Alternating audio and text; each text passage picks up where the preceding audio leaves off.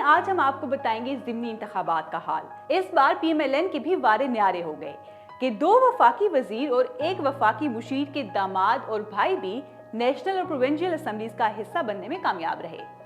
फैसलाबाद से तलाल चौधरी के भाई बिलाल बदर चौधरी NA 96 से जीतने में कामयाब रहे, जबकि दानियाल अहमद NA 104 फैसलाबाद से कामयाब रहे। इसके साथ साथ राना सनाउल्लाह के दामाद भी जीते। ये तीनों वो कैंडिडेट्स हैं जो पहली बार असेंबली में इलेक्ट होने में कामयाब रहे हैं। ज़िमनी इंतखाबात इस मरतबा पंजाब और खैबर पख्तूनख्वा के मुख्तलिफ इलाकों में हुए, जहां नेशनल असेंबली की NA 18 Haripur, NA 129 Lahore, NA 185 डेरा गाजी खान और बाकी फैसलाबाद और साहिवाल की सीट्स पर पोलिंग हुई।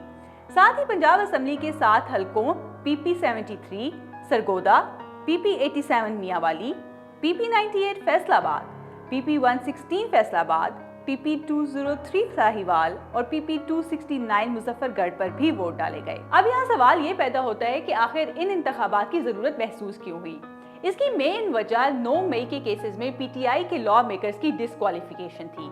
इसके साथ साथ NA 129 से मियां अजहर की वफात के बाद वो सीट भी खाली रही, और इसके साथ साथ NA 118 हरीपुर से उमर अयूब साहब ने अपनी पार्टी को कन्विंस करने की कोशिश की कि उनको इंतखाबात लड़ने की इजाजत दी जाए। इसके अलावा बाकी सारी सीट्स पर PTI ने खुद बायकॉट किया और हिस्सा भी नहीं लिया। ये नताइज सिर्फ फतह की खुशी तक महदूद नहीं बल्कि फेडरल पॉलिटिक्स को भी बदल देते हैं।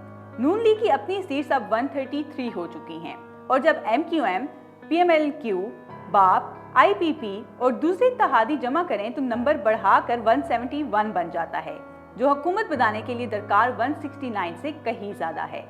यानी अब PP की 74 सीट्स पर हुकूमत चलाने का इम्तिहान वैसे का वैसा नहीं रहेगा। सबसे ज्यादा सख्त मुकाबला NA 18 हरीपुर में रहा, जहां पर टर्नआउट मुल्क में सबसे ज्यादा था। गैर रस्मी नताइज के मुताबिक बाबर नवाज खान ने 1,63,960 वोट हासिल किए, जबकि शहनाज अयूब ने 1,23,200 वोट हासिल किए। इसके अलावा पंजाब के बाकी हलकों में PMLN ने क्लीन स्वीप किया। इन ज़िमनी इंतखाबात का सबसे अहम पहलू ये रहा कि PTI ने अपनी नेशनल असेंबली की सीट्स खो दी हैं। सबसे पहली वजह 9 मई के केसेस में सिटिंग मेंबर्स की डिस्क्वालिफिकेशन और फिर ज़िमनी इंतखाबात के नताइज की वजह से। नून लीग की टैली कुछ इस तरह बरकरार रही कि अब नेशनल असेंबली में उनको पाकिस्तान पीपल्स पार्टी की जरूरत नहीं रही।